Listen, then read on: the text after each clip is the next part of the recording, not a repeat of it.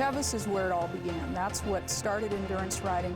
It's what kicked the whole idea off, and worldwide it is known as the greatest accomplishment in endurance riding.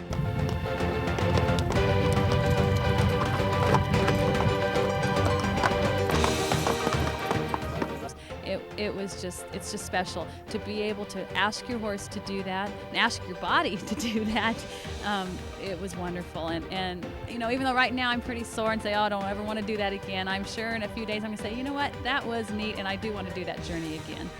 I've told people for years that Tevis was like a drug, and that it's one of those events that once you do it, you either are totally hooked or you'll never touch it again. I would consider the Tevis Olympic quality. I've always said that, and I've said that at the board meetings frequently when I, as a board member for Western States, said this is the gold standard, this is the gold medal of endurance riding, and we have to make sure that we maintain the integrity of the ride and that we keep it as the gold standard.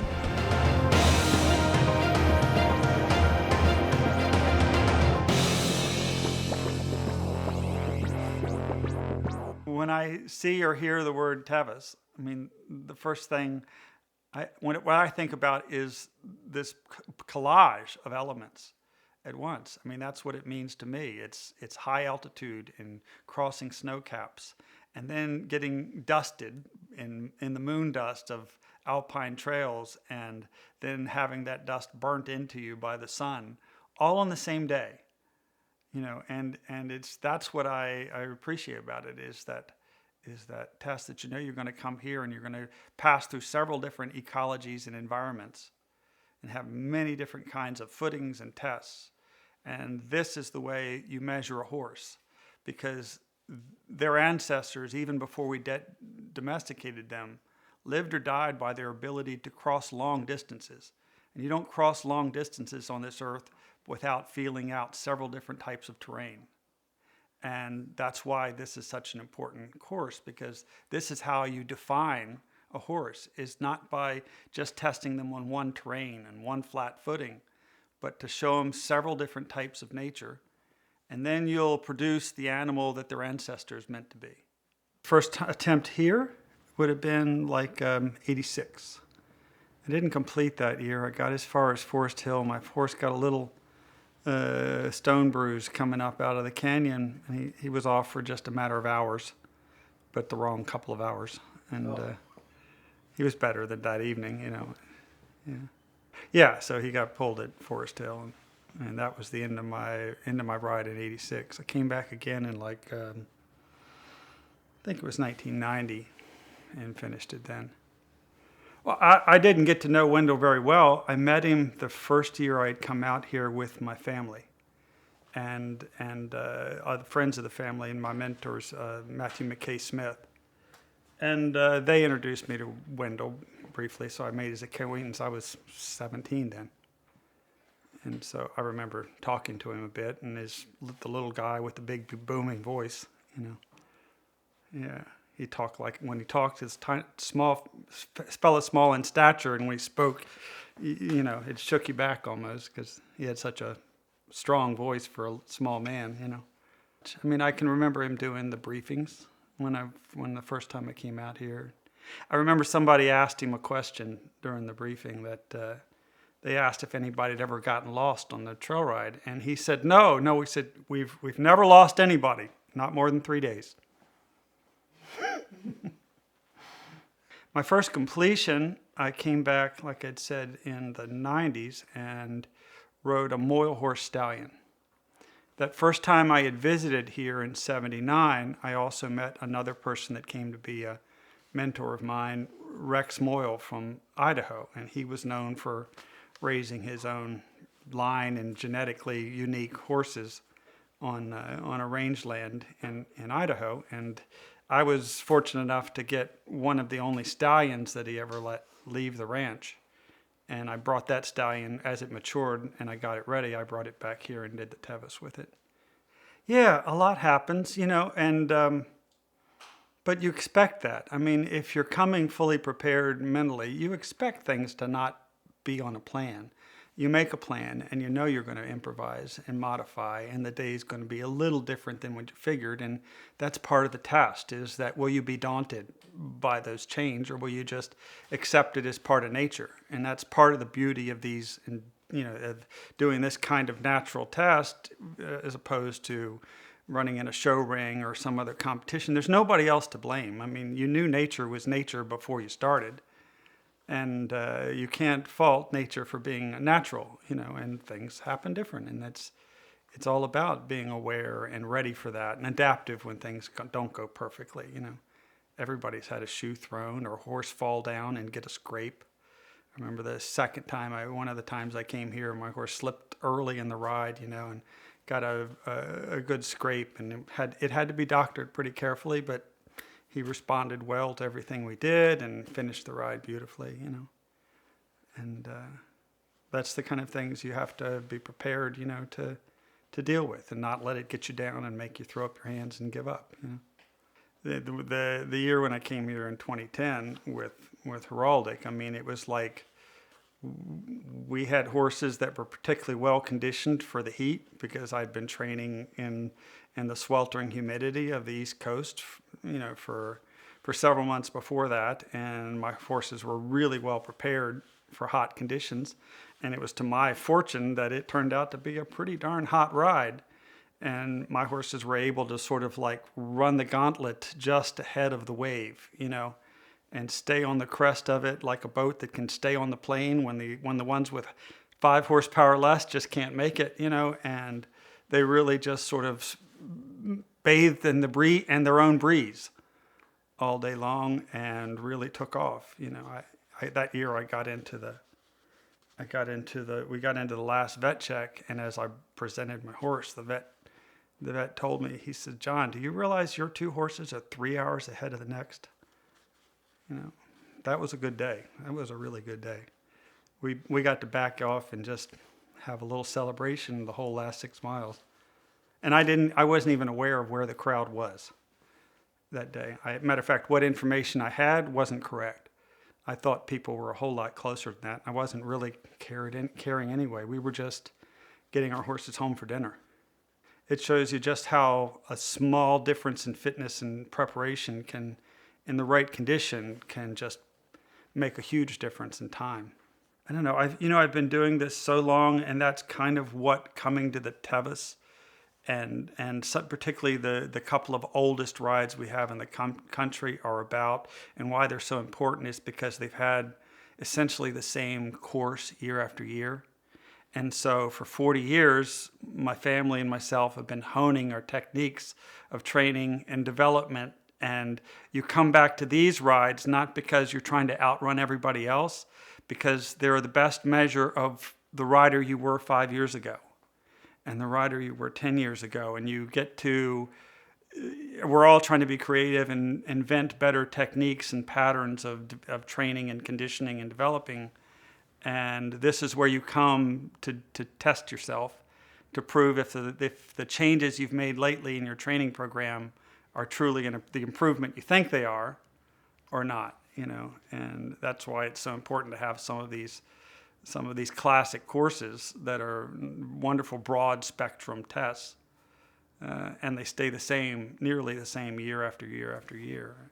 The Tevis is definitely among the most difficult in the world. I've done other quite challenging courses as well, and each one you could say was maybe a little more difficult in this manner or that aspect or that aspect. The Tevis is nice that it rolls lots of different difficulties into one test. And that's why I think it's appreciated so much and valued so much, because it isn't so much about to be a good athlete here and to excel on courses like this. You don't necessarily have to be a superstar at any one aspect of athleticism. It's much more important that you're pretty darn good at everything. And that's actually a much more meaningful evaluation of quality of genetics and soundness. And it's much more beneficial to the horses of the future for us to make those kind of evaluations rather than be so obsessed about what fraction of a second they ran 1 mile, or how they ran some course that was almost completely monogamous, homogeneous all the way through. This is all of the tests of nature put on in one day. And that's what's really important about it. You know? I mean, this has been part of one of the most important things that endurance riding, and particularly this ride, has contributed to equestrian sports in total, and not just endurance riding, because this is the first place where we sort of integrated this concept of veterinary control into the competition in the sport and made it a seamless part of the competition. And that is key to why this works nowadays. You know, we've had jackpot races and long distance horse races around the world for 1,000 years before this, and we knew they were an important way to measure and test the horse, but as modern sensibilities of what was humane treatment came on, we were kind of the most important way we could measure the horse was starting to also get a black eye. And because it's because when you measure horses at the thing that they do the very best, it's very close. It's a sharp edge, and the veterinary control system is what keeps us on the ethical and the useful and the side of that edge, to where we can, if we manage this well, we can have a discipline that does benefit to the animal, and particularly does benefit to the species. You know, by helping them, does more good than harm, and that should be the goal, is to always feel like you're doing more good than harm, that you create more happiness and welfare than you create suffering. And we'll never be perfect. We'll always be. You can't really do the best for them without daring to be a little close to the edge, because you don't measure them for what they're really about unless you dare to be a little close and do your very level best to never step over that edge. And that's what it's about, and that's what the veterinary control system helps us do. That's what it's all about, and it's been honed to a fine art over the last 5 or 6 decades now. Yeah, the tack, like myself, most of the tack that's been developed, and I've contributed a few different little design models and stuff for several, we have to make sure that we're covering generous surface area of the back so that our body weight isn't focused in one place. It has to be relatively adaptive, because the horse's back, when he's exercising and running across country, is not a static machine, so you have to have something that disperses the rider's body weight evenly across a fairly generous surface area of the horse's back, and yet is adaptive enough to not put pressure points as he moves. And then at the same time, you're trying to do this without and carry a little bit of extra gear and the things you'll need to be with you on the course during the day. And at the same time, not weigh any more than you absolutely have to, because he doesn't need to carry more. He's already carrying enough for us, and we have to make sure that it doesn't weigh anymore. So those features, aside from the fact that it has to fit you pretty exquisitely. And so we spend a lot of time customizing, and many of the best saddles we have are the ones that can be custom ordered with the right seat shape for the rider and adaptable so that it can fit the horse, and hopefully even be readapted to fit a different horse and another horse. An RP saddle representative come to me asking me, I think on a couple of different occasions, was contacted about why wasn't I using their saddle. They had this wonderful design. It had a nice adaptive, dynamic back, horse surface, and I liked the fundamental design, but it was I have a fairly narrow hip structure, like a lot of males, and it wasn't always comfortable for me to have something that was quite so full down the side. And also, since particularly in that time I was competing in international competition, and it's very critical to not have rider and tack weight much more than 165 pounds. And so I needed a saddle that was a little lighter than any of their current models. And so I worked with them over several prototypes and design changes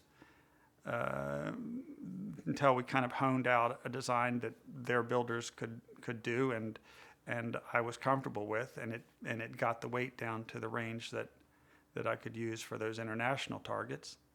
And that was the creation of that heraldic model. I think a lot of riders have been using that RP heraldic model. I think more people than we realized in the beginning actually appreciate having the lack of skirts and everything under your leg, so it fits narrower, and more people than we realized are actually more comfortable in that position long term. And with that RP dynamic and adaptable system, it's been very popular. Heraldic was bred by Asgard Arabians in Sinks Grove, West Virginia.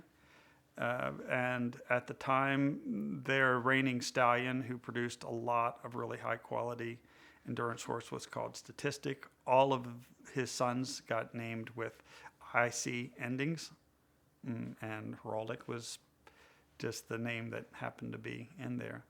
And he was originally, it's actually not my horse. He's my father's horse. We were down visiting Asgard Arabians for some other business.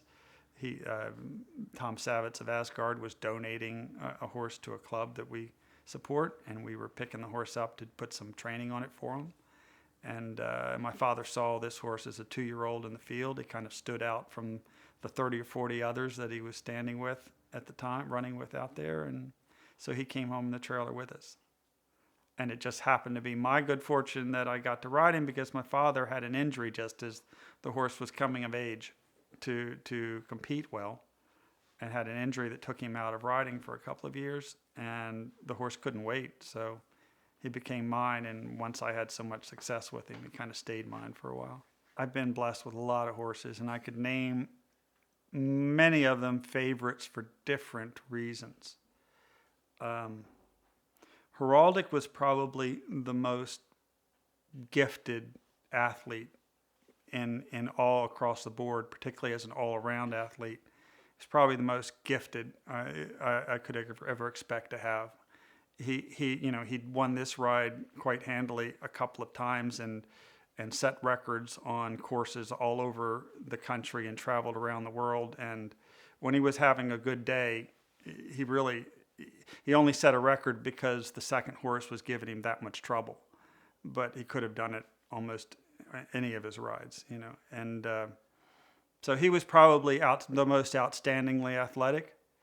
I appreciate him, and I like that horse a lot, but he wasn't anybody's pet. He was like an all business machine, didn't really need humans. I was just a necessary inconvenience on the competition as far as that horse was concerned. We got along, and fortunately we both liked getting the same job done. But he was other horses, like when I competed for a while, Ramit, which is the son of that stallion I've completed my first endurance ride on. That was a lot of fun.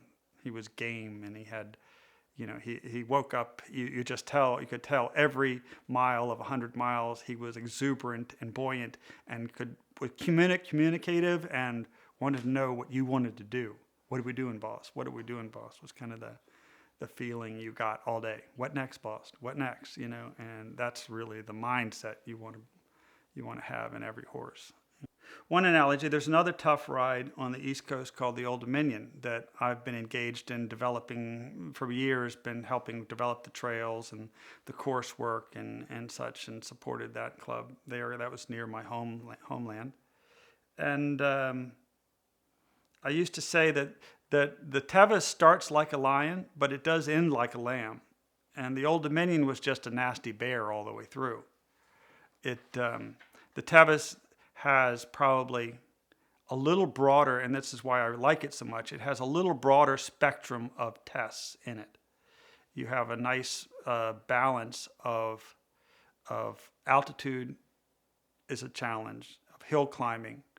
You might even have some cold weather to deal with early. It'll give you a little bit of technical rocky footing of 3 or 4 different types. You'll have a lot of downgrade running, as well as a lot of steep upgrade going. And so in the mix of all of that, some nice flat and fast terrain. And I think that's what makes it such a valuable measure of good horses and horsemanship, is that it's got a little sample of many different test elements in it.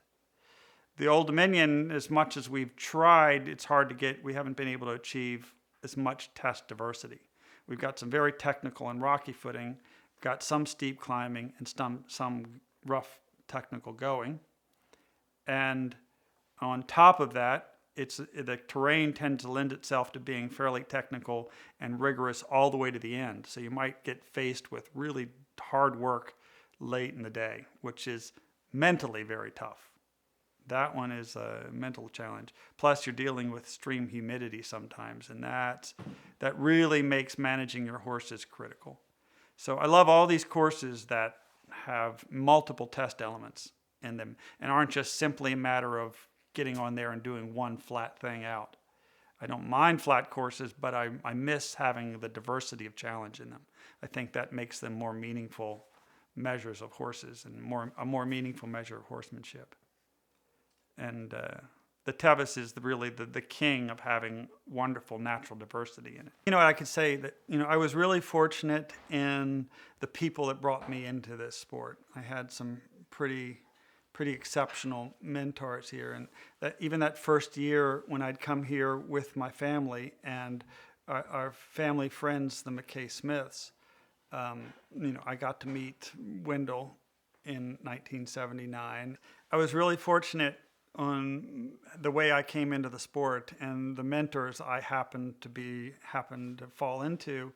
On the very first trip we came here in 1979, when I was a teenager, we had traveled out, my family with the McKay Smith family, to do this ride together. I wasn't riding that year, but I was pit crewing for my parents and the McKay Smiths, and we had a wonderful, bi-family vacation there. And I got to meet Wendell Roby and Rex Moyle and many of the other great old timers and founders of the sport. And Matthew was particularly useful. And his father, Alexander McKay Smith, was kind of one of the first people that saw what was happening here in California back in the late 50s and traveled across the country to join in and realized how significant this might be to horsemanship and as a test of horsemanship. Alexander McKay Smith had already started an organization called the American Combined Training Association for 3-day eventing, and he very much respected the concept of having our sports develop into a kind of codified system of evaluating horses for quality and natural. And he realized that it was very important that since we'd had the loss of organized breeding programs like the military programs, and we'd had the loss of organized breeding for any kind of long distance purpose that we did for commercial use and whatnot, there was no more any economic incentive, no more military incentive to breed horses for the same reason we had been using them for the past 2,000 years. It was all mostly about distance and how were they durable and could they keep it up, and suddenly with the invention of the automobile in the 1920s, as they came to the foreground, almost immediately our focus on how we bred our animals shifted, and it splintered into singular little obsessions for different little sports. And they realized even early on, people like Wendell Roby and Alexander McKay Smith realized that could spell disaster for the genetics and the genetic health of horses after a few generations if we didn't start measuring horses by a little bit more naturally rooted process. And Alexander McKay Smith in particular recognized that right on. And that's why he was out here being a part of this, in the beginning. And then his son later, Matthew McKay Smith, was one of my mentors that dragged my family out here to be a part of it. And the sport has grown ever since then, and we've grown in our knowledge with it. Yeah. I traveled out here. I came out here again in 1996 with Matthew McKay Smith. Matter of fact, in that year, I had been developing my first horse I had bred with the Moyle horse stallion, Moyle Cider, and I had bred a very nice horse, and he was just coming of age to endurance race that year. And I had planned to do the Old Dominion that year. And oddly enough, I had done several, most people don't realize nowadays, they think you have to do lots of little endurance races to develop to do the 100-miler. I didn't come up in that era, you know.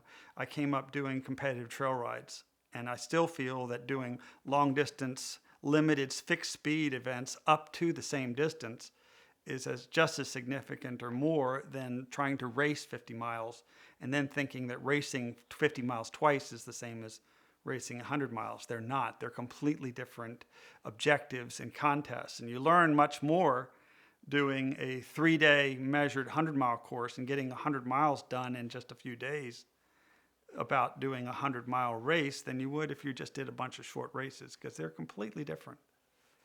And so I had a young horse, I called him Hybrid Vigor because he was such a crossbreed of Arab and these Moyle horses. And I prepared him with a couple of these long-distance competitive trail rides, aiming to go to the Old Dominion in the early summer that year because that was near my home. But then as I got to the last weeks of the Old Dominion, I realized that because of weather and work, I had missed a few important training sessions, and I felt like I was a couple weeks behind. So I did not start the Old Dominion with that horse. And then that year, my friend Matthew McKay Smith won the Old Dominion. And so with that, and the horse was running good, Tevis is 6 weeks later. It's just enough time to do another major event with your horse. And Matthew planned to come to the Tevis Cup and asked me if I'd like to come along with him. And I summed up, well, that's 6 weeks more. I'll be able to this horse will be ready in time for the Tevis. So I brought him to the Tevis for his first endurance ride. He finished 10th, and Matthew won the race that year. So we went home happy with the trailer that year. You should race 25 miles and then race 50 miles in the process of developing a horse to race 100 miles. And it's actually, they're almost irrelevant. That's like saying if you really want to start small, race the Kentucky Derby first. You know, it doesn't make it a better training ride or a lesser competition to shorten the distance. In some ways, it makes it take more skill. And it's only made people get less critical about the skill level they need before they race. They just sort of do several 50-milers, and if they survive them, they think, oh, they must be ready for doing a 100-mile race. When the concepts and the ideology you need to have to run a 100-mile competition is completely different than those shorter distances. It's a completely different thing. For a horse, running a mile to 10 miles is a sprint. And to run 30 to 60 miles is a long run. It's a nice marathon, but it's not really an ultra test, And it really is only after they get out there in the 60 to 70 mile range that you get that fabled second wind. Has to kick into gear, and you find out if they're really that type of horse, and if you've paced them properly to let that second wind come forward. And so the skill and the mindset really is completely different to do a race that's going to be more than 10 hours in the saddle and more than 7 hours in distance. And you realize when you've done it, it's actually the most native and natural thing to their athleticism. This is what their ancestors had to do to survive when the alpha mare says we're running out of grass here on this range, we're going to migrate to those mountaintops. Or when they realized that they were running out of water in this range, we're going to have to migrate over to this range in the big deserts, and cross a lot of land. Horses didn't evolve because they needed to sprint. They were already way faster than everything out there on the desert. That wasn't really the high selection part. Their selection was how well they could migrate big distances. In the early days, the endurance racing was much more a man and horse alone kind of challenge, and it's only more and more progressively over the years has all the crew support and everything else become such a big part of the picture. I mean, that wasn't really considered necessary in the beginning, and it only kind of grew in there as people realized, well, it does help give you a little edge on your time. And so more and more we've kind of learned to feel like riders feel like they're almost dependent on the crewing, but it's not such a big deal. I mean, and it's actually nice to not. I'm a bit of a minimalist when I do these things. I don't pack more than I need. I keep very simple foodstuffs for myself and for my horse, and I make an effort to not make the whole thing too complex, because I feel like, as we were talking earlier, this whole thing's about learning to be adaptive. And if you make yourself too dependent on too much complexity, you're only leaving more to go wrong. And to make the adaptiveness gets harder, not easier. And so I have very simple a few simple little things and tools and repair equipment repair items that stay and travel with me. And I make an effort to not be too dependent on too much from the outside. I enjoy some sport. Some of our rides even have, endurance rides, even have solo competitions or cavalry competitions where you sign on for a second division and promise that you will not receive assistance from anybody, and you pack your own horseshoes, and everything you'll need for the day has to go on you. And I love doing those challenges. It's actually a purer way to go, and you actually enjoy it. I actually end up looking back on enjoying those more, because you never could get frustrated with anybody for not having something you expected. There was nobody else to expect anything from but yourself and your horse, and you knew you were going to deal with Mother Nature, whatever it threw you when you started out, so there aren't any surprises that day. When I've done the solo rides where I didn't have a pit crew following me, I might pack a couple of shoes, a shortened nail hammer, and a few minimal horseshoeing tools, and I would plan to just, if I needed to change shape on the shoe, I'd find a rock, and get it done. Fortunately, I've been prepared like that, and I've never really had to do it. I seldom throw a shoe on the rides, so, but you have to be prepared. The veterinary control systems, they've had to evolve and become more stringent, and most particularly they've had to sort of constantly look for leaks in the net and close little loopholes as they needed and develop. And that's really what it's largely been about. Not so much about getting tougher, but finding better techniques for making sure that there aren't any loopholes, that there aren't any horses that slip through their fingers without getting something noticed, something important noticed. And the Tevis, more than any other place, has kind of been the crucible by which all those new concepts and veterinary techniques keep getting tested. So this has been this event has been part of the evolution of the veterinary sciences as much as it's been anything else. And it's been important because as the ride got to be more popular, it started to attract more and more types of people. And not all of those people come into the sport with all of the equestrian background that maybe they should. And particularly here in America, I think some other countries like France and some places in Europe, there's such a strong foundation of equestrian, highly schooled, disciplined equestrian practice in place that they're much more critical of each other and tend to the competitors tend to be more critical of each other, in that if you aren't really well skilled and have a lot of chops behind you before you even start the ride, you get shunned off the course by your own compatriots. But here in America, we're a little more kind to each other. Sometimes that's good because it allows a little more openness and creativity of ideas. We tend to say, oh, this guy, maybe he knows something I don't, when others might say he's freaking crazy. And it puts a little more pressure on the veterinary control system to develop better and better and better control systems to make sure that if a rider doesn't have good judgment or has one weak spot in his judgment or what he's observing, that the veterinary control system will pick it up and give you the hook for it. And that's what it's about. They're just trying to make sure that no horse gets ridden a mile beyond what is sustainable and easily recovered. We all want to believe that we're riding these horses in a way that after a day's rest only brings them back stronger. And that's the objective. That's what the finish and continue criteria is all about.